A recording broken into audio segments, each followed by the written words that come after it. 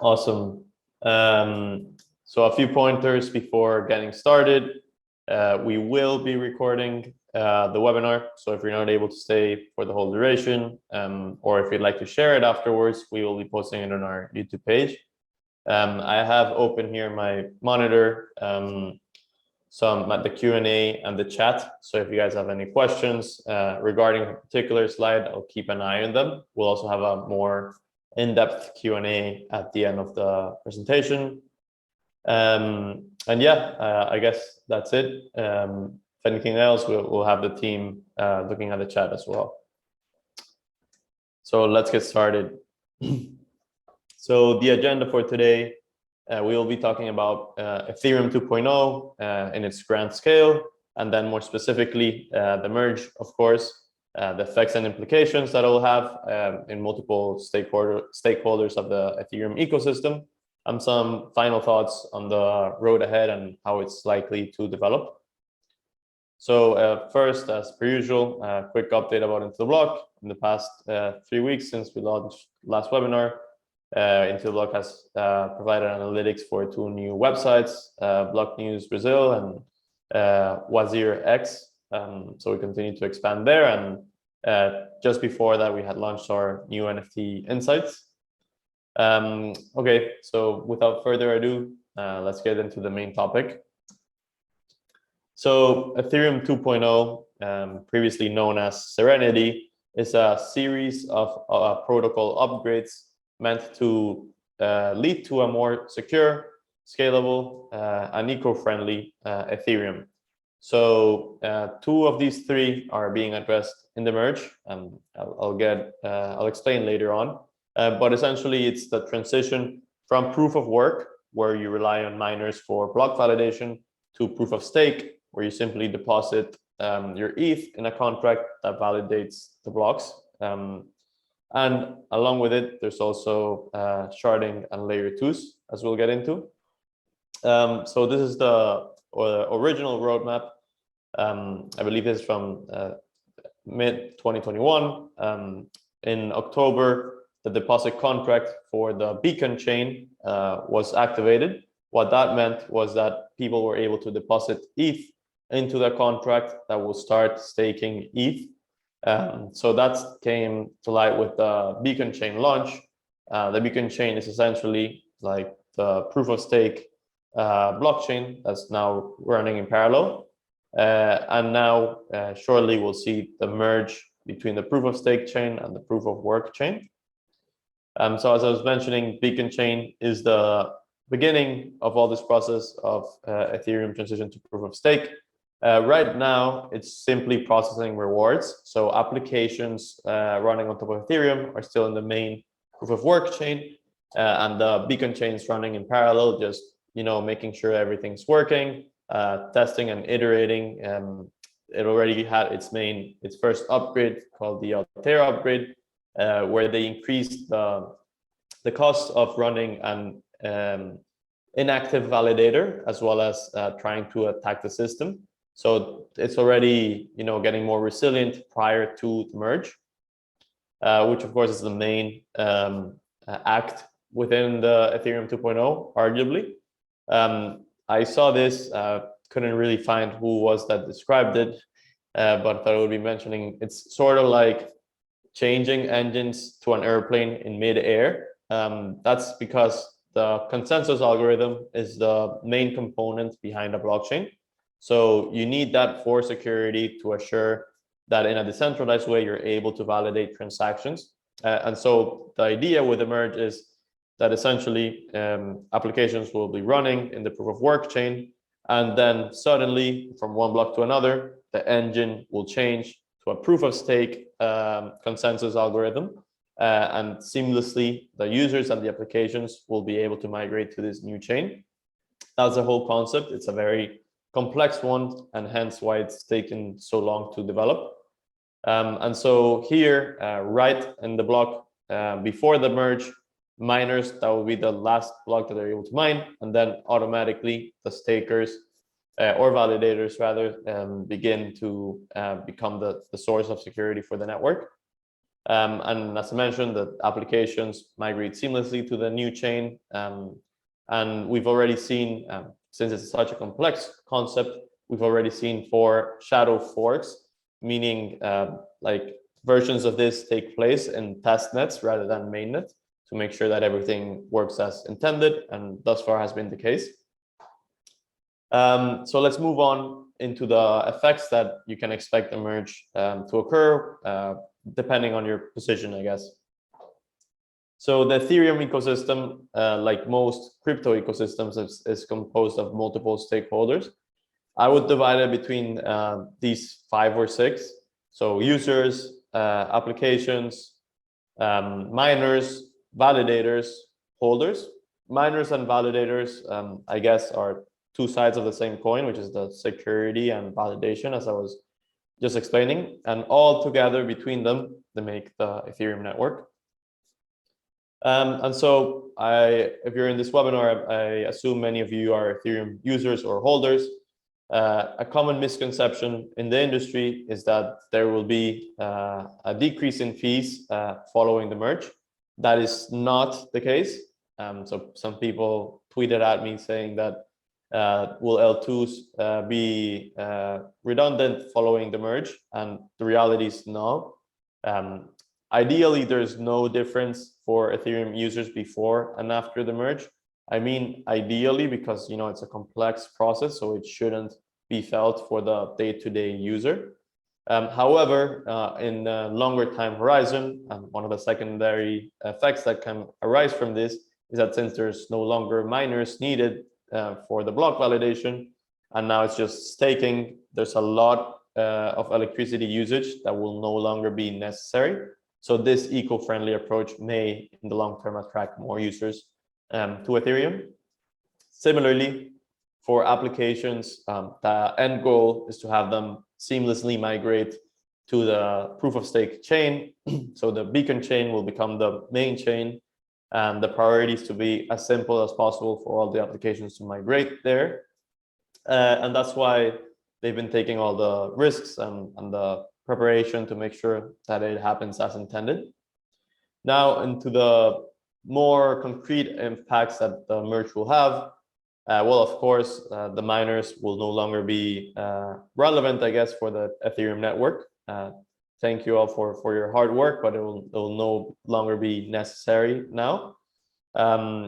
Another secondary effect from this is that miners, since they have physical operations, they typically have to sell their proceeds in order to generate their profits. And so this has 2 effects. One is, of course, the downside pressure from selling to cover operation costs, but also in a way it helps to decentralize the systems, since it's not only the validators continuously accruing more and more. So it has helped Ethereum distribute in a more equitable manner, arguably. Interestingly, the miners have not been backing down prior to the merge. So we see here that the hash rate continues to hit new all-time highs for Ethereum, meaning that the aggregate power that miners contribute to the network is currently at an all-time high. This will drop to 0, at least that's what is expected, as soon as the merge goes live. And that has some secondary implications that I'll get into later. And then they'll be replaced by validators. So right now, validators require 32 ETH in order to participate in consensus. However, there's been market solutions such as liquid staking that enable smaller holders to participate in consensus as well. Similarly, centralized exchanges like Kraken and Coinbase have their own staking mechanisms where smaller users, smaller holders can participate. One of the few downsides to this is that since there are no costs to cover from staking, it does potentially lead to higher concentration. So the validators can potentially, lead to a problem where the rich get richer. There are sort of arguments for and against that I won't get into the nuances today, but in theory, it does aid concentration, while proof of work is more favorable towards decentralization of ownership. It is more decentralized to validate, which is easier and in another way more decentralized. We will see the validators going from simply validating the rewards to validating the whole ecosystem, the whole transactions and blocks going on Ethereum. So it will become the mainnet. And also, they have increased penalties as of the Altair upgrade, such that if they intend to, misplace a block transaction or act against the consensus, they will get some penalties incurred, so slashing, as it's called, and they will see an increase in staking rewards. I'll stop right here for a second since I have a question about being a validator. So William's asking, what is the benefit of becoming a validator? So if you're a validator, you're essentially posting a node, checking all the transactions taking place.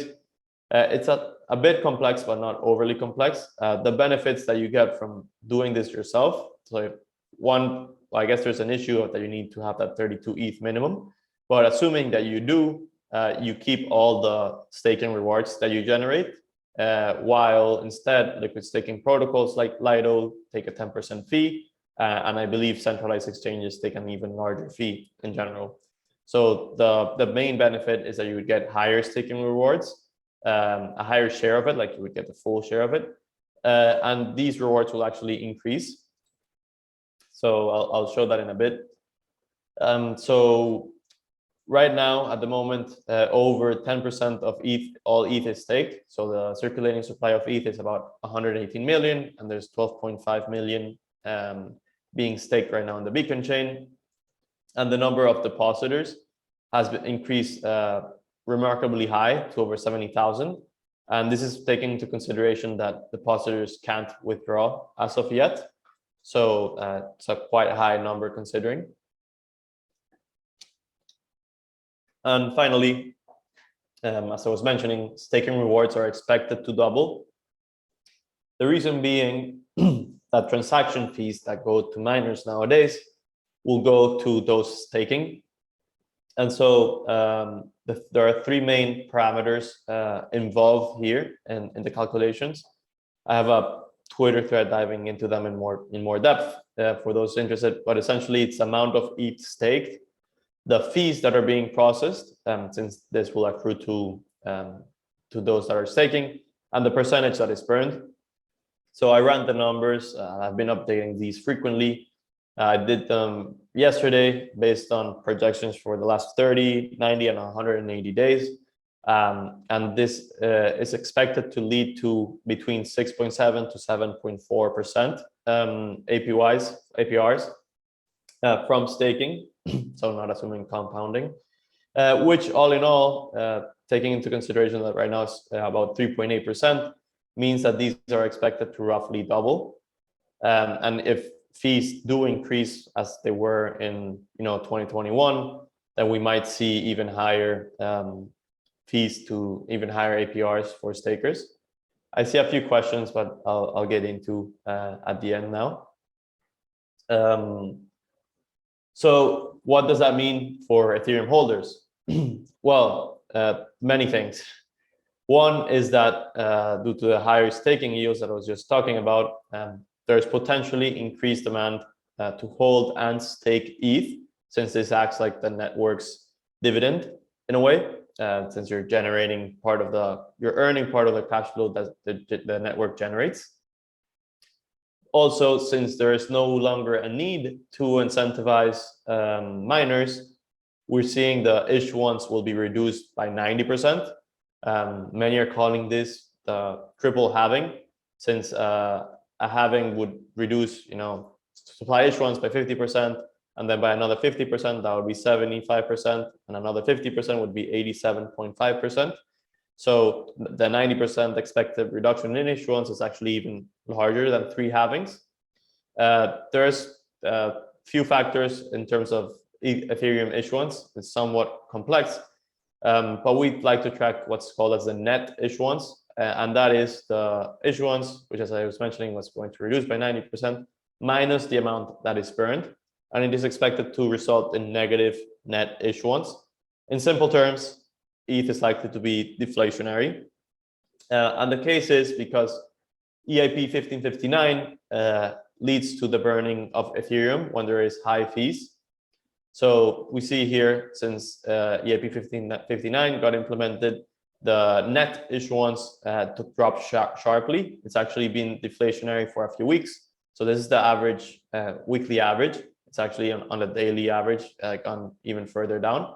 And after the 90% issuance, nowadays, even with a 7-day average of 3%, it would be equivalent to negative 0.4% net issuance. And in scenarios where it's been, already negative, it would be like up to negative 3% annually deflation of ETH. And what does that mean for the network as a whole? Well, it means that there's higher incentives to stake. So that since there's more validators and there's more ETH staked, leads to stronger security. Let me just unwrap that a bit further. Since you need ETH to manipulate consensus, and there's already over 10% of ETH validating the network, you need to reach that amount, over 51% of that amount, in order to attempt to manipulate consensus. And so if there's more ETH being staked, then you need to deploy more capital, making it prohibitively expensive.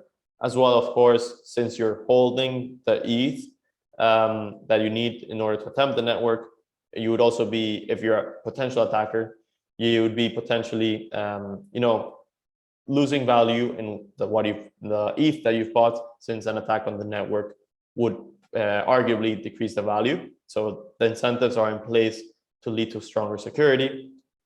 Also, the ETH, the deflation that I was mentioning, roughly translates to stronger security due to the upside pressure that it's likely to induce into the Ethereum price.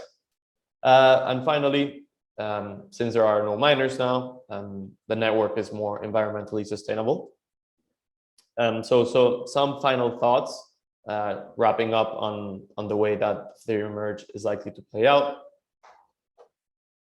So we're currently in proof of work, as I was mentioning, and we'll be transitioning to proof of stake. This has been the product of 7 to 8 years of research. So since the early days of Ethereum 1, when it launched, Vitalik and the whole Ethereum Foundation had been very vocal about their transition to proof of stake. Since there is no longer the need to subsidize issuance to miners, the reduction, the supply is expected. The supply issuance is expected to be reduced by 90%. There will still be about 10% that will go to those staking, and that will remain the same. But they will also get the additional incentive from transaction fees, which is arguably more sustainable for the network long term. This will also lead to the staking yields to double. So it's an extra incentive for those that are holding ETH. You're essentially getting diluted in a way if you're not staking. So it creates that incentive for more people to participate in consensus and make the network more secure. So there's that incentive alignment that's better for the network as a whole. And it's also more environmentally sustainable. This, of course, is something that many industry have been aware, like that it's in the plans for Ethereum to be more eco-friendly. But especially as NFTs became big and it started drawing in a lot of new people, well, not everyone was aware of the transition to proof of stake, and they were saying like NFTs are killing the environment and all of that type of FUD that might not necessarily be true. But that should help hopefully subside as the Ethereum transitions to proof of stake. One of the potential downsides that arises from this, however, is that since validators arguably already have a high amount of ETH, so 32 ETH plus, and they don't have costs in order to cover their operations, their physical operations, it can potentially lead to ownership being more concentrated amongst less people, though how, as I mentioned before, the validation of the network might end up being more decentralized amongst more people. So I took the time to summarize this in a neat table. So if you're a user, don't expect any effect of the Ethereum network. It will continue to be working as intended, ideally. So you can potentially track, I don't know, daily active addresses, see if people are more excited about using Ethereum post the merge. I don't expect that to happen right away, or rather in a more gradual manner. If you're an application developer, you'll also see, ideally, no effect from the merge. You can potentially track if applications were impacted by, their uptime, seeing if their smart contracts were working as intended. Then on the miners, well, not so great for you guys. It will go to 0 miners. There are all sorts of incentives of why miners, it's in their best interest to just go in with a network that I won't get into right now. The key metric it'll be the hash rate. So as I mentioned, right now it's been increasing, but it's expected to go to 0 post the merge. For validators and stakers, these are the main winners from the transition to proof of stake. You have increased profits and increased incentives, therefore, for more staking to take place. Key metrics to monitor here are the amount of ETH staked and the staking APY. For holders, there's expected to lead to upside pressure in ETH price, and we can track this through the net issuance of ETH and directly through the price. And finally, for the network, greater security and more environmental sustainability, which you can track through proxies of like the electricity usage, and on the security side, the amount of ETH staked and number of validators.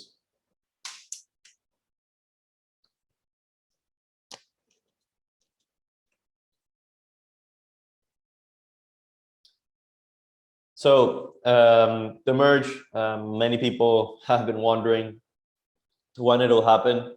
There's still no concrete time set, but the shadow forks have been working as intended, which is a promising sign. The difficulty time bomb hasn't been delayed, which essentially leads us to believe that it's still on target for a late Q3, early Q4 timeline. The calculations I showed here for staking rewards are based on September 2022 merge, which is believed to be the most likely. Oh, sorry. And there are a few secondary effects, second order effects that I've been hinting to, that I think it's worth exploring a bit further. So the higher staking yields lead to larger staking revenues, not just for those that are currently staking, but also for the protocols and centralized exchanges as well that are staking. So this will be interesting to see how these protocols, such as Lido, Rocket Pool, I see some comments about it. These should be able to generate higher revenues. I can explore it a bit further since I see a couple of questions about that. Since the ETH hash rate will go to 0, then miners will be forced to migrate in order to continue, making use of their equipment. So this is expected to lead to higher hash rate in other chains, as long as it's profitable and compatible. But that's a, understated secondary effect that is likely to positively impact the crypto ecosystem in general. And finally, since it's more eco-friendly, it can potentially lead the way for greater amount of users to try Ethereum and more applications to be built on top of it. Also, some hopium, I guess. Previous cycles in crypto bull cycles have been arguably catalyzed by the Bitcoin halving.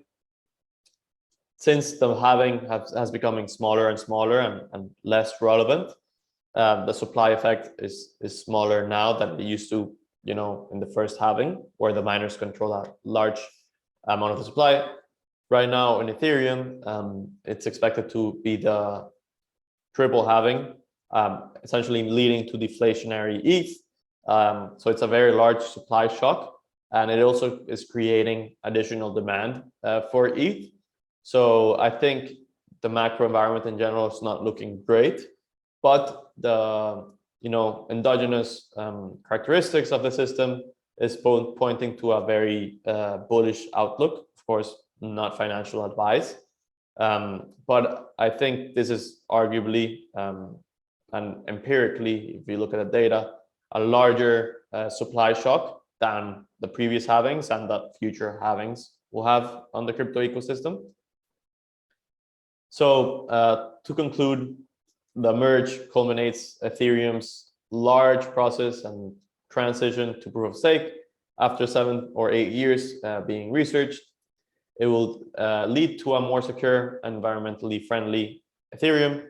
It will not lead to lower fees as of yet. In that regard, L2s, layer 2s, such as Optimism and Arbitrum, will help make Ethereum less costly in the short term and quicker, faster transactions and larger throughput. And in the long term, the last step on Ethereum 2.0 is starting, where you'll have multiple chains running in parallel, which will make the system a lot more scalable. So thanks, everyone. I'm seeing plenty of questions.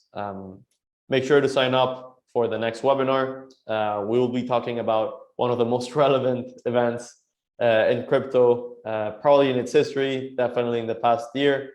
We'll be talking about DeFi risk management, specifically about Terra's collapse, how UST and Terra went to zero, and unfortunately there were a large amount of losses. We'll be talking about that and risk management in general as well, how you can avoid things like that from happening from a user and protocol perspective.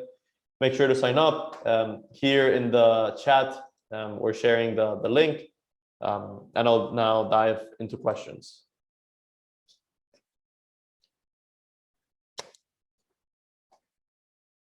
So I see David is asking, what do you think is the probability that the merge goes wrong and the Ethereum blockchain is compromised? I'm not a technical expert, but it is something that Ethereum has been preparing for several years. And as I mentioned, there's been 4 shadow forks, so not 1, not 2, 4. So this has been implemented in developer networks, in DevNets, successfully 4 times. So I think they're trying to make it, as battle tested as possible. I think the metaphor of the complexity of changing the engine while traveling is very relevant. Changing the engines of an airplane mid-air. So it is a highly complex process. So there's still, some room for the merge going wrong, though I wouldn't assign a high odds to it. Anonymous is asking, what about the withdrawal? What is the current state and possibility to withdraw the stake? So that's an extra step. So the merge will essentially lead to applications being settled in the proof of stake chain, but it will not lead to withdrawals of proof of stake just yet. So first this will happen, Q3 or Q2. So this is an old timeline, but Q3 or Q4 2022, we will see the merge take place. And then prior to sharding, they will open the gates for what's the word? Like through stages. So there will be limited amount of withdrawals over time rather than, all at once, all ETH being withdrawn. So that's a process that's being managed, in order to keep the security of the network as intended. Okay, I have a good question here from Pierre. A significant part of returns for validators, in addition to staking rewards, is expected to come from MEV, miner extractable value, for those that don't know. Do you know if people staking services, using staking services such as Lido or Rocket Pool will be able to capture a share of that. Yes and no. So in the current state, most MEV is taking place through Flashbots, which has their parallel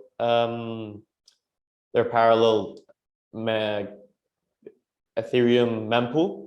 So transactions are being settled off chain through there, which takes a lot of the pain away from the main net. However, some of the MEV activity is taking place on chain, which does lead to higher transaction fees and thus in turn lead to higher staking rewards. So the amount of MEV taking place on chain will result in higher staking fees, and that's taken into account within the calculations that I showed here. But the amount that's off chain won't be able to be captured by those staking or liquid staking providers. So I see questions about transaction fees. No, I mentioned transaction fees won't decrease, though they've been relatively cheap the past few weeks. Typically in bear markets, transaction fees are lower. So hopefully that makes it a bit more available, but no, the merge itself won't lead to lower fees. Will there be a rotating validator set similar to what other POS or DPoS protocols use? Yes, so the validator set that validates a particular block is random. So you can't target. So it's rotating the validator that's validating a particular block changes, and that's why it's important to have multiple validators because if you know who is going to validate the next block, then you can just attack that validator. In Ethereum, as with most proof of stake chains, the validator for each block rotates and thus makes the network more secure. Good question, Stephen. And final question, what is the current APY to stake 32 ETH? I'm right in the slide. So 3.8%. Right now, if you're staking, this is actually through Lido. So through Lido is 3.8%. If you're staking yourself, it's closer to 4 if you have the 32 ETH and you set up your node. But it's expected to increase all the way to 7.4%. So nearly double. Awesome. Thanks everyone for joining. You guys had some pretty good questions and I appreciate you guys taking the time. Hope you all have a great day and we'll see you in the next webinar.